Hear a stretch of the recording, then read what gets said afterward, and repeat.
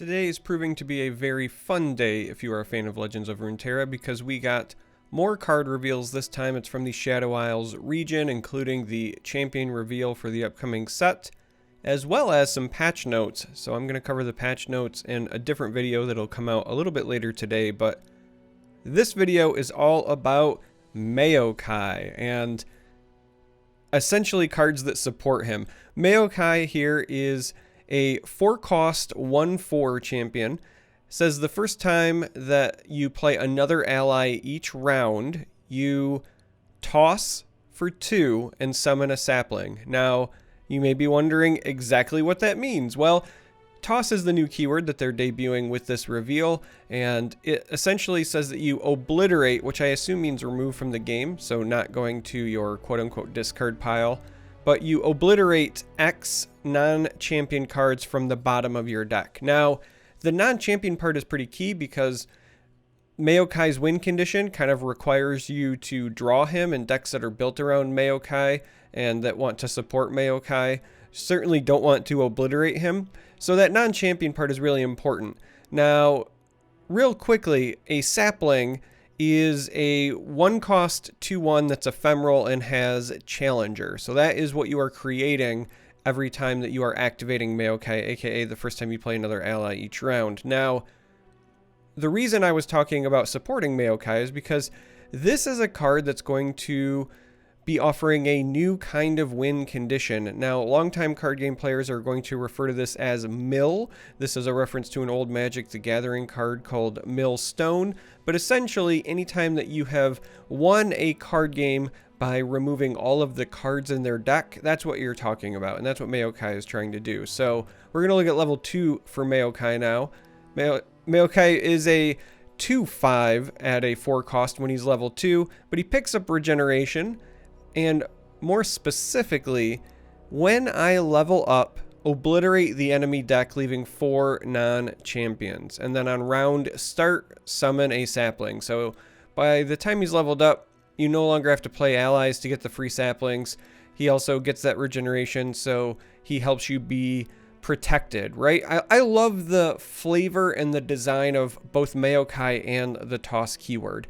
Maokai is all about being an annoying, almost unkillable champion when you play League of Legends, and his saplings deal % of max health based damage. Now, we have a static nexus here when we play Legends of Runeterra, so kind of translating that % of max health damage into instead being something where it's based on, you know, destroying your opponent's deck, I think is really fun, really cheeky. But even more importantly, toss as a mechanic from a design standpoint just really fits the flavor of Shadow Isles. Shadow Isles as a playstyle is very much self-sacrificing, right? In the past, it's been, you know, you're sacrificing either units for additional power plays, or you're sacrificing longevity for more powerful units. In the case of like ephemeral units, they only stick around for 1 turn, but they traditionally have very powerful effects. And in this case, you're sacrificing your deck for, again, more powerful abilities at times, or in this case with Maokai, just trying to outright win the game. So I just really like the design of toss and how it fits in with Shadow Isles. Now, the last piece of Maokai, if you will, is the spell card. Now, just like the other reveals, we're only getting 1 true spell this time, so you are naturally supposed to assume that this is the champion spell associated with the champion. This time it is Sap Magic, and this is a 3-cost burst spell, and you toss 3 and then you heal allies 3. Now, I am under the assumption this means it heals every ally, meaning follower and champion, but also your nexus. And the reason I'm under that assumption is that in Freljord you have Tavern Keeper, and when that comes into play, it heals an ally for 3, but that can target the nexus. Similarly, Healing Potion can target the nexus, and since this just heals all allies for 3, I assume that this does in fact heal your team and your nexus for 3, making this a really powerful stall tool if you are playing a Maokai deck. One last thing that I want to highlight specifically is the non-champion portion of Maokai's level up. That's really important for 2 reasons. One, it means that you are obliterating their deck and removing some of the most powerful cards in it. And if you're playing against other combo decks like an Ezreal or a Karma style deck, if they don't have them in hand, you can essentially lock them out of their combo. But also, it's an important piece to Maokai because it stops the champion looping. Now, if you don't know what I mean, it's where you have a champion on the board and then you draw the second copy. So again, this is that champion spell where it comes into play where, let's just say hypothetically, we have our Maokai on the board and then we draw a second Maokai, it becomes Sap Magic. All of the champion spells, when you play them, shuffle a copy into your deck. So if Maokai's win condition is to remove your opponent's deck and make them draw out, because in Legends of Runeterra, if you go to draw a card and you can't because you're out of cards, you just lose the game. If that's your win condition, you don't want somebody to get into a situation where, let's just say hypothetically, they have Ezreal on the board, they draw a second copy of Ezreal, it becomes Mystic Shot, they play the Mystic Shot, but it shuffles a copy back into their deck, and then they just turn around and draw that again next turn. You can kind of delay decking yourself indefinitely as long as you keep whatever your champion is that is the first copy alive on the board. And Maokai's level up, again, obliterating everything except for 4 non-champions, stops that. So really beautiful design there as well. Whether or not this becomes competitively viable is a bit of a mystery, because in order to level Maokai up, you have to have had units died or cards tossed 25 times this game. Now, I don't know exactly how that wording is supposed to trigger, because it says cards tossed, but I don't know if that means individually or specific interactions. For example, Sap Magic has toss 3. I assume this means that counts towards 3 of Maokai's level up. It's just worded in a bit of an ambiguous way.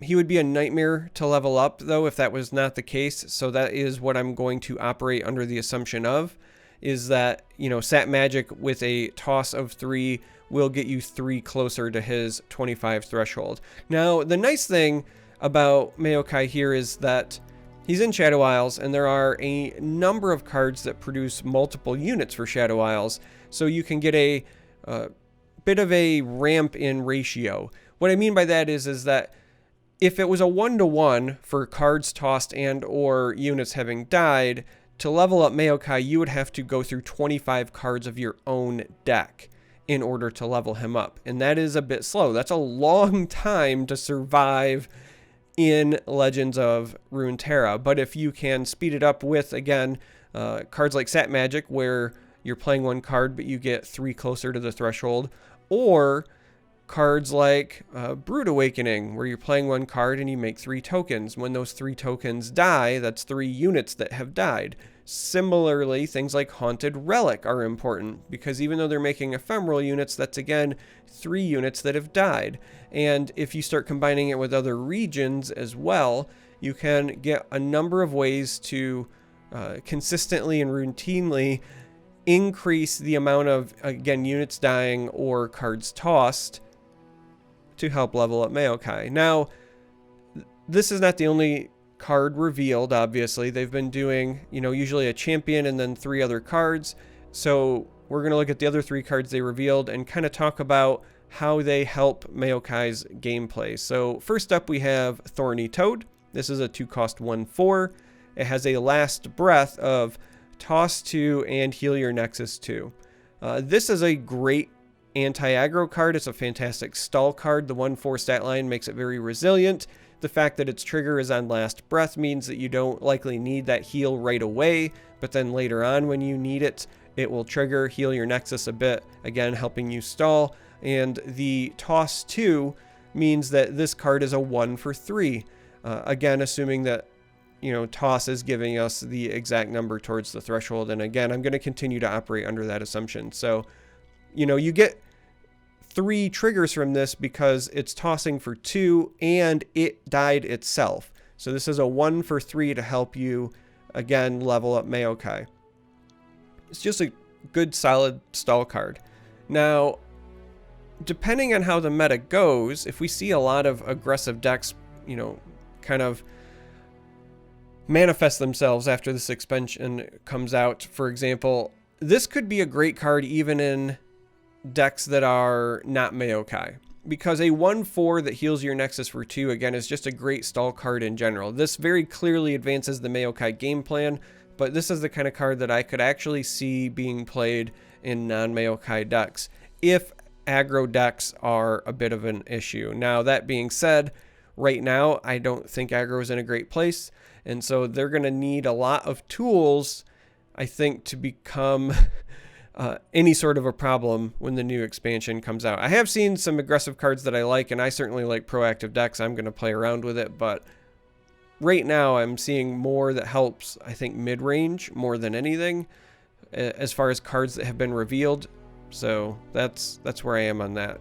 Now, the next card that they revealed is Dead Bloom Wanderer. So this is a 3-cost 3/2. This has lifesteal, and when I'm summoned, toss 3. So again, just a great card for Maokai. If your game plan is to stall and stay alive and keep letting your units die and or toss until you level up Maokai to obliterate your opponent's deck, a lifesteal unit is a great way to do it. This is a card that has the potential to be a 4-for-1. It tosses 3, and then when it eventually dies, that will count towards Maokai as well. And the fact that it also has lifesteal is great. Now, the one drawback to this card is the 2 health. That means it's very much in Mystic Shot range, but, if you're playing a Maokai deck, you kind of just want it to soak removal anyway. One way or another, this card is helping you stall, it's eating resources, and it's doing its job of advancing the Maokai game plan. So, I think this card is great in a Maokai deck. I think that a large part of whether or not Maokai becomes playable will depend on the meta. If we see a slow meta, and if we at some point see Ezreal and or Karma adjusted, then I think Maokai could shine. The biggest issue right now, though, is that even if you go through everything to level up Maokai, you still have to wait 4 turns to win, essentially. So, like, he goes off, and then you wait. It's a hurry up and wait situation, whereas with Ezreal, with Karma, when they go off, they just win the game. So that's going to be, I think, the big key piece, is whether or not you have to worry about them in the same capacity. Now, I will also say that if you can consistently get Maokai to go off before Ezreal or Karma decks are going off, just running into like the sheer chance that you lock them out of their combo because you are obliterating their champions, that could also be very threatening. I haven't seen enough from this set to say with confidence that you can do that. My suspicion is the answer is probably no. So we'll see how that goes. But anyway, that's card number 2. So the last card that was revealed is interesting. This is Overgrown Snapvine. It is a 7-cost for 3, but it says when you summon a follower, kill it to summon an Overgrown Snapvine. Now, this is an interesting card for me for a number of reasons.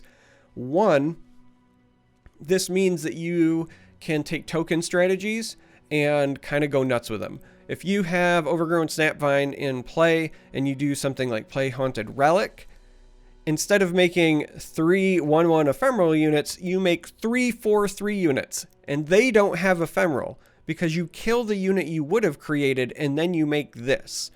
Now, another interesting side effect of this is that you are creating 2-for-1s for almost every one of the units that you play for Maokai, because the original follower is still created, but it dies. So if you play Haunted Relic, you get 3 triggers for Maokai and make a bunch of 4/3s, and then when they die, you get more triggers for Maokai. So yes, this costs 7, and 7 is an expensive amount. But this card has the potential to make some pretty insane board states, and specifically, in my mind, when you start combining it with any of the spells that create units, that's where it stands out, because you want to be able to play this on turn 7 and then make immediate use of your spell mana to create those extra bodies.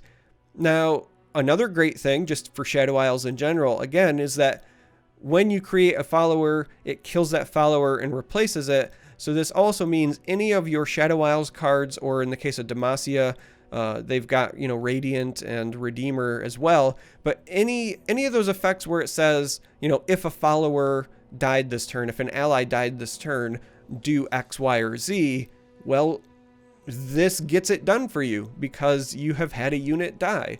This is also really interesting if you have last breath abilities that you want to trigger, because you can trigger them right away. Again, this kills the unit. So specifically, the card that we just saw revealed, Thorny Toad, late in the game, if you've got Snapvine on the board and you play your Thorny Toad comes into play, it dies, then you toss 2, you heal your Nexus for 2, and you get the 4/3 out of it, and then when that dies again, helps feed your Maokai. So this card is interesting to me because it gets my deck building juices flowing. Overgrown Snapvine is, I think, the sneaky all-star of this reveal. I know there's going to be a lot of focus on Maokai because it's an alternate win condition, essentially. This is going to be the Fiora of this set. People are going to want to build around it, and rightfully so, and it's going to be fun, and I do not blame you for being excited over that. However, me personally, I'm looking at Overgrown Snapvine and thinking of all the ways I want to abuse this thing, because it is, oh man, it is so interesting because you can do things like, for example, there's the 2/1 that reduces the cost of a card in your hand but makes it become ephemeral. So you could use multiples of that to even bring the cost of Snapvine down, play it, and then when you have that in play for that one turn, yes, that one's ephemeral, but when you play another unit that turn, it's going to die and create an Overgrown. So even if you lose the original to it being ephemeral, the other ones are going to stay, and they're going to, again, continue to kind of give you those triggers. So, like, I'm just really excited to play with this card. I think that there is going to be some highlight reel kinds of things that you can do with it. I think that there's something to it. I obviously have to see the rest of the set like everybody else, but it is an interesting card to say the least. It's the one that I think I am the most excited to build around. That's it for the reveals, though. I want to hear what you're excited about. You know, is Mill a deck archetype that you enjoy? Because I know that for many, it is something they enjoy. And if you're one of those people, how excited are you for Maokai? How excited are people just in general for the toss mechanic? Again, for me personally, from a design standpoint, I think it's beautiful in the way that it fits in the existing kind of Shadow Isles philosophy. And I want to know how many of you are like me and you're maybe more interested in Overgrown Snapvine, because this card has my mind brewing with all the potential possibilities. It's kind of got a lot of things going on because it kills units and then summons bigger units. So, you know, like I said, you can take kind of quote unquote token decks and make your tokens become just bigger units. But then also, if you have any sort of deck where you are trying to get a increased body count. So, you know, the Freljord card, I believe it's They Who Endure. I never get the name of that one right because I always want to say She Who Wanders. But essentially, the one that gets bigger for every time that a unit has died, Snapvine also feeds that pretty hard as well. There's just an awful lot of things that I think Snapvine, you know, for lack of a better term or maybe pun intended, kind of, you know, vines its way through things. There's just a lot of possibilities there. So I'm excited. I want to know what you guys have to say. Let me know in the comments. I love reveal season. That's really all it comes down to. We are halfway through the existing regions as far as the showcased reveals.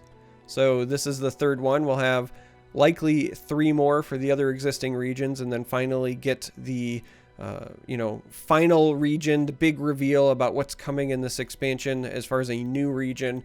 Again, all signs kind of point toward it being Bilgewater, and I suspect that Bilgewater actually might be home to more units with the scout mechanic. I was talking with a couple of other folks about how, scout was revealed with Demacia, and it's entirely possible Bilgewater gets its own keyword or own mechanic, but when you talk about overlapping themes between regions, it would make an awful lot of sense to me if a bunch of like pirates were also scouting things out before, they raided and plundered and whatever. So it would not shock me if, Bilgewater is the region and it also has some additional support for the scout mechanic. But again, entirely speculation until we get there. So if you made it this far, I appreciate you. Thanks for listening to me ramble. I have been filming these, almost entirely after the reveal has happened. I'm sure that I'm forgetting stuff. In the past, for other card games I've covered, I usually actually do the review videos the day after because I like to take the time to really think through all of the possible combinations and then highlight some of those things. But I've just been so excited for reveal season this time around that I've been doing these almost entirely as reaction videos, which is why my thoughts are not as coherent as they normally are. So I appreciate you guys suffering through that with me and just kind of sharing the excitement. And yeah, anyway, thanks for watching, and hopefully I will catch you watching the future reveal videos. There's also, again, going to be a patch notes review video later today as well. So look forward to that, and till next time.